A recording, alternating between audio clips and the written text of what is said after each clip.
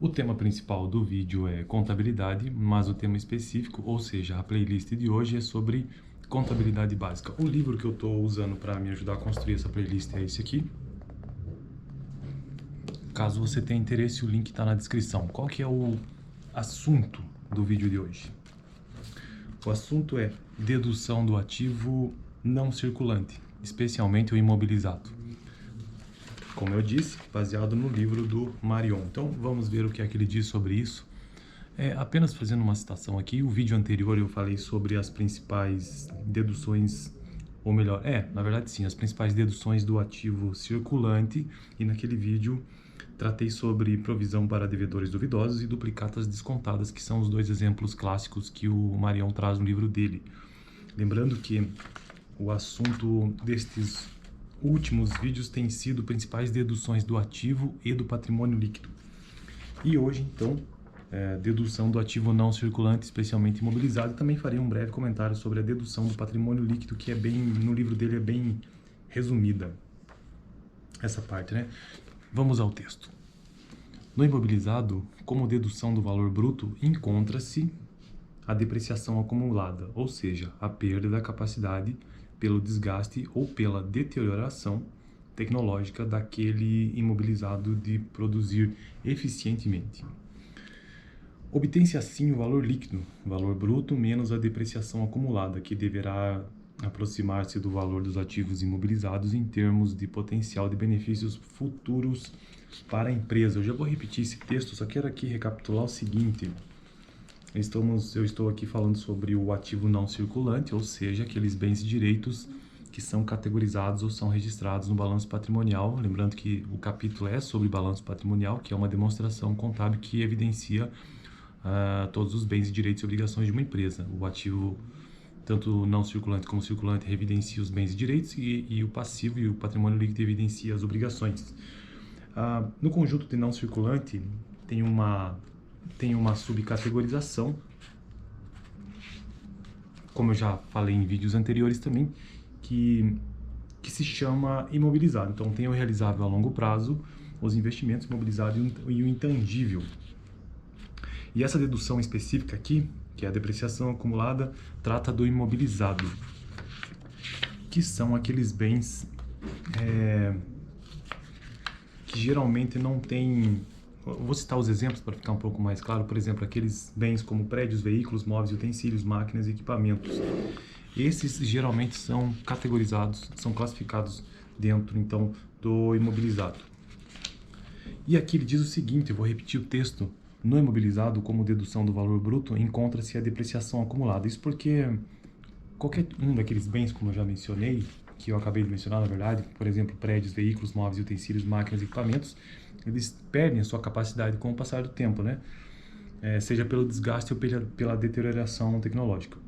Então é isso que ele afirma quando ele diz que precisa haver uma dedução do ativo não circulante, especialmente imobilizado, é dessa perspectiva. Então, no imobilizado, como dedução do valor bruto, encontra-se a depreciação acumulada, ou seja, a perda de capacidade pelo desgaste ou pela deterioração tecnológica daquele imobilizado de produzir eficientemente. Obtém-se assim o valor líquido, que é o valor bruto, menos a depreciação acumulada, que deverá aproximar-se do valor dos ativos imobilizados em termos de potencial de benefícios futuros para a empresa. Eu sei que é um pouco mais complexo que isso, mas lembrando que isso aqui é uma playlist de contabilidade básica, para ter uma noção. E estamos falando de um valor dedutivo do ativo não circulante, dedutivo do ativo, né? O imposto de renda fixa taxas de depreciação anual. Por exemplo, máquinas, equipamentos, móveis e utensílios depreciam-se à base de 10% ao ano. Ou seja, se um bem, como nesse caso que deprecia 10% ao ano, em 10 anos ele não tem mais valor, né?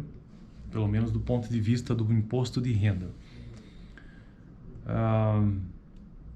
Veículos e ferramentas, 20% ao ano, 5 anos. 20, 40, 60, 80, 100.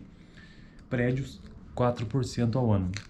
Dessa forma, a depreciação do imobilizado da companhia, exemplo que ele traz aqui, Magno, em 2000 em certo período, seria os elementos do subgrupo... deixa eu ver se ele traz aqui. Daí ele traz o exemplo, né? Então, por exemplo, prédios, o valor do bem. Vamos pegar os veículos, o valor dos bens, 2.000 dinheiros. Taxa de depreciação, 20%. Logo, a depreciação anual é de 400. Então, isso vai sendo deduzido dessa conta do ativo não circulante, né? Mesma coisa para os bens, para os móveis e utensílios, máquinas, equipamentos, prédios e entre outros. Os elementos do subgrupo intangível, lembrando que imobilizado é um subgrupo, né? Mas existem outros subgrupos, como eu já mencionei no vídeo. Os elementos do subgrupo intangível estão sujeitos à amortização, isto é, seus valores brutos serão distribuídos periodicamente até o seu inteiro desaparecimento.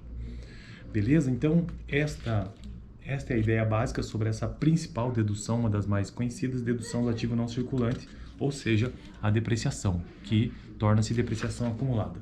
E para finalizar o vídeo de hoje, quero fazer uma breve menção sobre a dedução do patrimônio líquido e o que é que este autor traz nesse livro sobre isso. O patrimônio líquido pode ser reduzido quando há prejuízo do exercício. Vou repetir, o patrimônio líquido pode ser reduzido quando há prejuízo do exercício. Assim como a conta lucros é acrescida ao PL, a conta prejuízo também reduz o PL.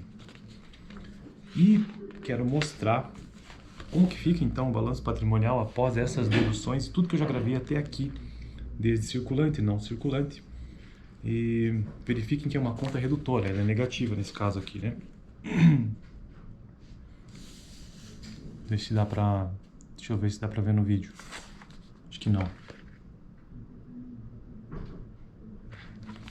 Então você tem uma conta redutora, nesse caso a depreciação acumulada, e uma conta redutora no caso do prejuízo do exercício também, mas aí no passivo, no patrimônio líquido.